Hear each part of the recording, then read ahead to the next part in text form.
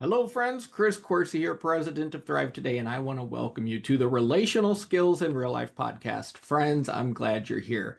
Today's topic is on why awareness is key for navigating emotions. That's right. Why do we need self-awareness in order to better navigate and manage what we feel? Well, friends, emotions are signals that tell us something needs our attention.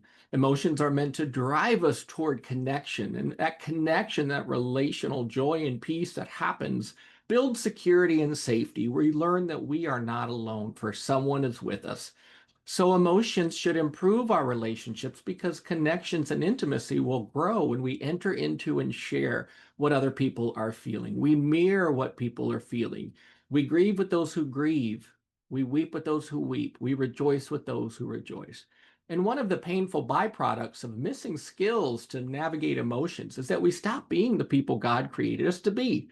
So if emotions aren't improving my relationships, then possibly our relationships are being damaged by the emotions that people feel. I'm sure we all can think of some times in our life where that's happened. So emotions are responses from our body and our brain that produce a specific response that is meant to be felt, shared, calmed, and quieted for our body as well as our mind. So ideally, our brain learns to stay our relational selves during emotions, and we learn how to better return to joy and peace from unpleasant emotions. You see, in this way, we could say emotions are reactions from our brain's interface with the world around us. The response from the input of our body and our brain to what we're seeing, what we're hearing, what we're feeling, and what we're experiencing with the ever-changing landscape of the world around us. So, friends, emotions are the brain's predictions of what's happening in us and around us, and how well we navigate the emotions that we feel is strongly influenced by our interpretations of an experience, as well as the presence of another mind to be with us while we can feel, share, and calm our emotions. You see, our brain's constantly calculating and assessing, do I have the capacity to manage the situation and to manage these emotions right now? Do I have what I need to stay me while I feel these feelings? This is a rapid response that does not ask our permission. It's a response like a reflex that quickly alerts our mind and body system if we have the energy and the bandwidth and the resources to climb this mountain, or if we need to avoid emotions or attack other people or something else. The writings of Dr. Lisa Barrett, who writes a lot about emotions, calls this body budgeting.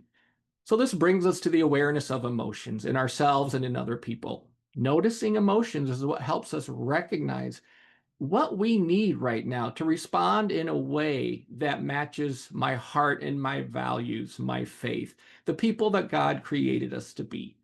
See, awareness for our emotions is training our left hemisphere's prefrontal cortex to be the observer, to notice what's happening in and around us, and to try to make sense of the world. See, there's always these calculations that's happening moment by moment. Do I have what I need right now? Do I have what I need right now? And when we learn emotions are bad or scary, then we stunt our brain's observer that notices emotions, and we end up diverting our attention elsewhere in order to find relief. And this is where we start distracting ourselves, or we start doing things to avoid the emotions that we feel.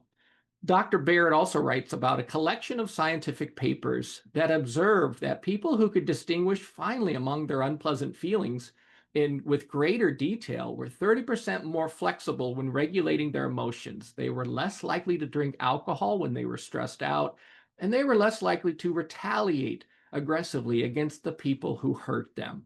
So you see, awareness is key to better managing what we feel. And this means that we notice our mind and our body, and anytime we lose our peace and shalom, we respond in a way that matches the heart that God's given us, which has hopefully been learned and trained by examples and stories. So the good news here is that we can get really good at recognizing emotions in ourselves and each other, which helps us get through the feel, share, quiet process so that we better return to joy. And from a parent's perspective, we can help our children learn to better recognize their emotions and better manage what they feel by our example and what they see us doing, what they hear us doing, by our stories, and by our interpretation of emotions in them to highlight the kind of people we want to be when we feel emotions. We may say things like, "You are just the kind of person to be bothered by that. It is like you to reach out when you feel sad or when you feel stuck, or I see that you're really upset right now. What are you feeling, and how can I support you right now to get your peace back? Now, you would say this in your own language and culture, but the point is we're seeing, we're recognizing, and then we're sharing. And one of the qualities that tends to get overlooked and is often underestimated is the role of conscientiousness in the context of learning to stay relational during upsetting emotions. You see, historically, it was commonly taught that self-control is the key to taming the wild bull of emotions. We just need to control what we feel. We need to make the right choices to have self-control. And this is the pathway to freedom. In other words, basically, we only need to stuff what we feel. And there's these outdated approaches which say that we just fully need to feel and let the wild bull loose in order to find relief. We just need to be explosive, be mad, kick things, punch things, and that getting it all out is somehow going to get us back to joy and peace. Now, the balance is we learn to manage what we feel, we learn to stay our relational selves, and we learn to be who God created us to be no matter what's going on. So the conscientiousness means the quality of wishing to do one's work or one's duty well and thoroughly. We are responsible, caring, careful, and diligent. That's what the dictionary has to say. And one study mentioned in the Science of Parenting reported that new mothers hoped their baby would grow to be extroverted and agreeable, but they consistently ranked conscientiousness as less preferred than nearly all other traits. Conscientiousness is associated with the same and even more of the benefits of self-control. People end up having better health. They're less likely to be depressed. They're even wealthier, and they live longer than people who are less conscientious. Compared with extroversion, conscientiousness is more strongly related to academic success. That's a good thing. Work performance, and even lower rates of substance abuse. So, friends, what this means is that learning to be relational, thoughtful, caring, and compassionate increases our ability to reflect the heart that God's given us when it comes to emotions as well as parenting. So, we're learning to teach our children why we make certain rules. We end up helping our children interpret and understand our minds on why we do things. And this translates to how we act and how we respond when emotions are present, because basically children are better understanding our minds and our actions. So I'll often walk through my responses with my sons and say, wow, that driver just cut me off. I lost my peace. I feel really mad inside. So I think I'm going to take a deep breath and I'm going to talk to Jesus and get my peace back. So what we're doing is we're teaching our children our thought process, and we're also helping them learn this is the kind of people that we are to better reflect the life that God has placed inside of us.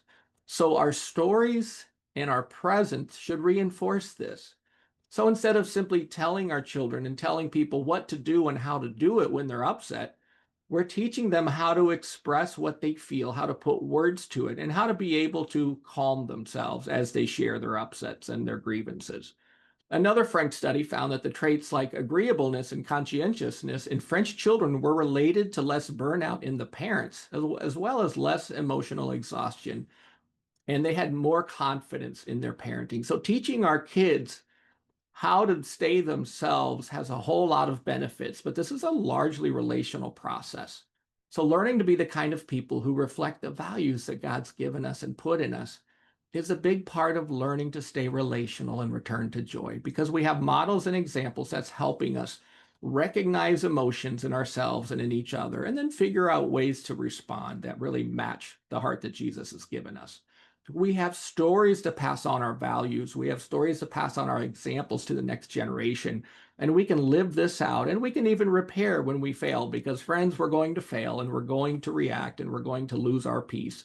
So the good news is we can get better at these skills. And this reminds me of when our family lost a dearly beloved woman, Kitty Wilder, who was like a mother to Jen and I and a grandmother to our sons. One day the sons were fighting over a toy. They were getting mad, and just a lot of chaos was erupting. And I stepped in and I said, "Whoa, guys, let's pause. Let's take a breather here. What's going on?" So I used curiosity. And one of my sons said, "This is the toy that Nani gave me."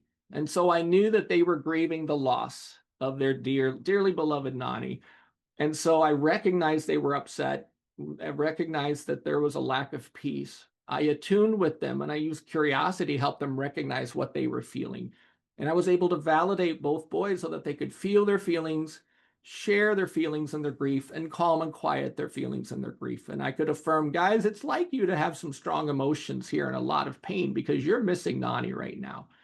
So now this is an example with loss, and we normally try to avoid loss, but it gives the example of how ultimately learning to manage what we feel happens with the help of other people who see us and have awareness that, wow, we've lost our peace here, and we have to try to get our peace back. So people who see us, hear us, and try to understand what we're feeling provides the key to unlock stuffed emotions so that the brain's pain processing pathway can finish processing. So friends, we want to get really good here at noticing emotions in our mind and our body, as well as the people around us. We learn to put words to what we and others are feeling so that we can be slow to speak, quick to listen, and slow to become angry, as James tells us. So even now, you can pause and notice, what are you feeling in your mind and your body?